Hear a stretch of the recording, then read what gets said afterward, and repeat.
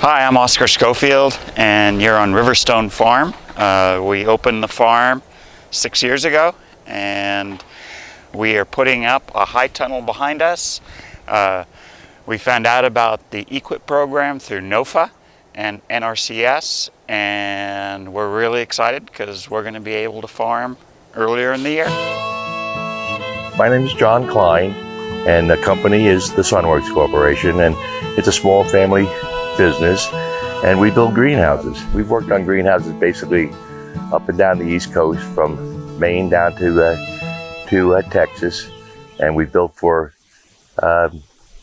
residences. We built for noted people, and we've done big projects, 4 or 5 acres, and we've worked at most of the schools, universities, up and down the East Coast: Ohio State, Princeton, Cornell, Rutgers, Delaware State, and so on. The wood that you see here is for the baseboard on the length of the greenhouse on each side. And this is what we bolt our eye bolts and so on to, for the roll-up sides to actually close onto. The other pile of wood here is for the gable ends, and that will be framed out and then covered with a single sheet of poly. And this wood over here is cypress. It's long-lasting, and it doesn't give off any fumes.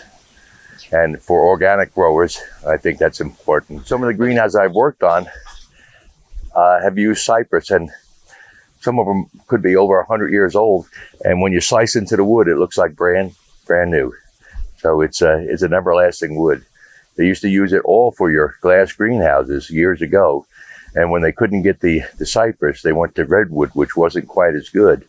And then, of course, aluminum now. So what we have here is the greenhouse actually going up. The ground posts, which you see down towards the end here, are actually 6 foot tall. They went in the ground approximately 3 foot. The layout on the greenhouse is very critical. For example, this here greenhouse is 30 foot wide, center to center. So it was important for us to keep the width right and make sure that the greenhouse was square. And then every 4 foot, we drove the posts into the ground. Here we have the framework of the greenhouse. It comes in sections. The bows are in 3 sections, and then we have the collar tie and some struts. Now we set our horses up to keep everything at the same plane, and then we go ahead and assemble. Now, this particular manufacturer, Rimmel Greenhouse, which is a great greenhouse, very strong, they mark out where we should put all our fittings so that everything is true to the final measurement that we need.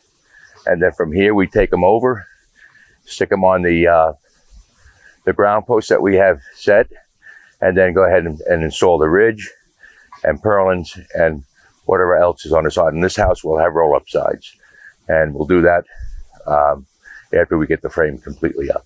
These are the assembled trusses, and the fellows are going to bring them over to those ground posts that we had set, and they'll just put them on the ground posts.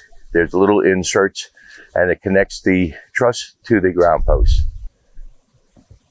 Now they'll lift the truss up to go over the connector between the ground post and the truss.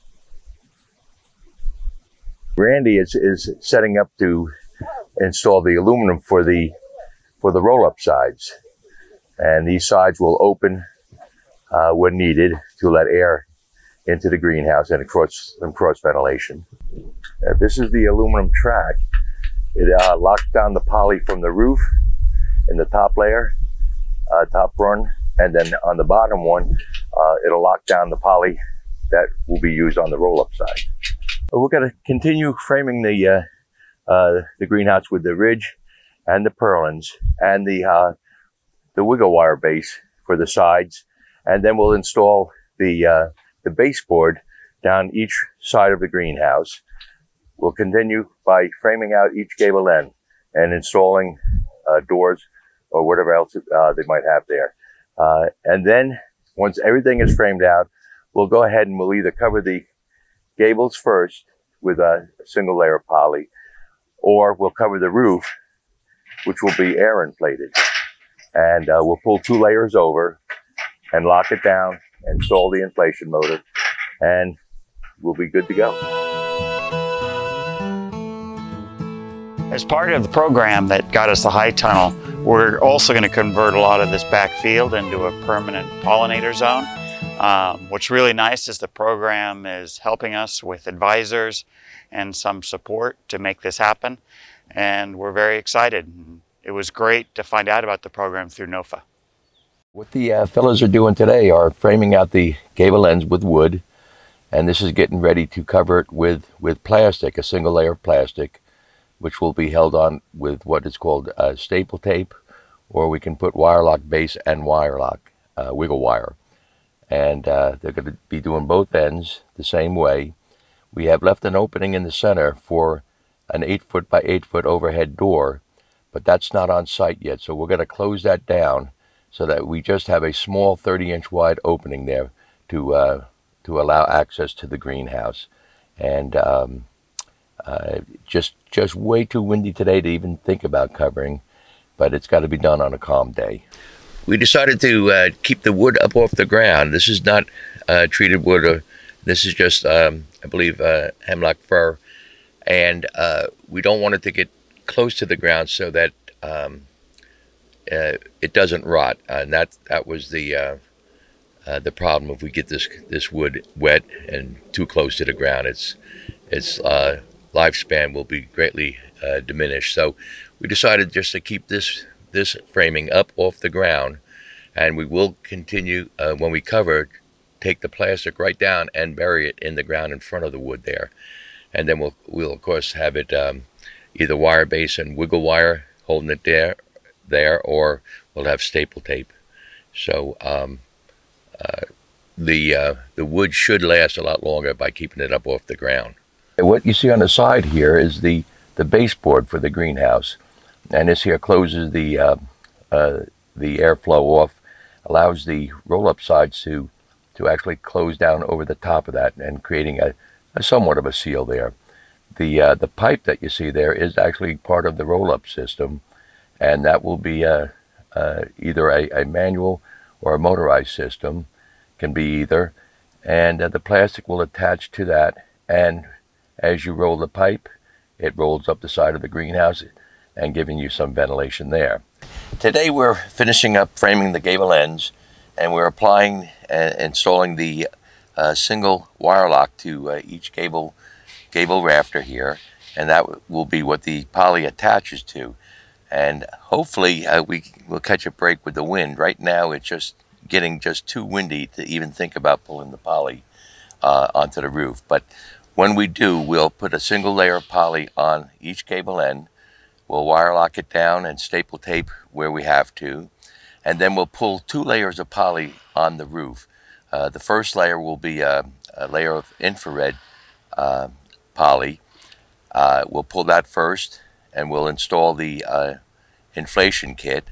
And then we'll pull the second layer and then lock it all the way down, both sides at the double wire lock, down over both gable ends. And then we'll actually come down and we'll install the pipe on top of the poly, and install a retainer to keep the poly attached to the pipe, the roll-up pipe for the sides.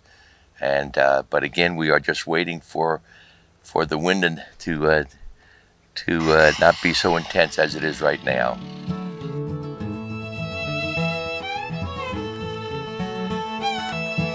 You can tell that the pink is darker on that side.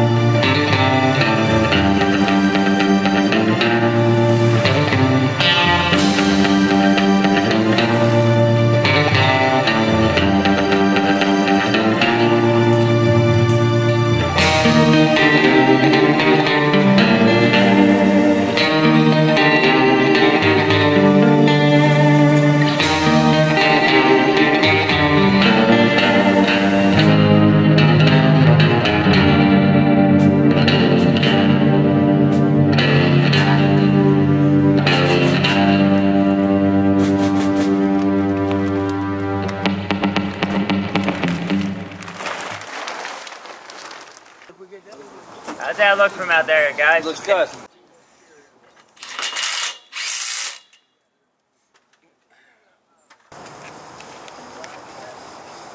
Let up a little.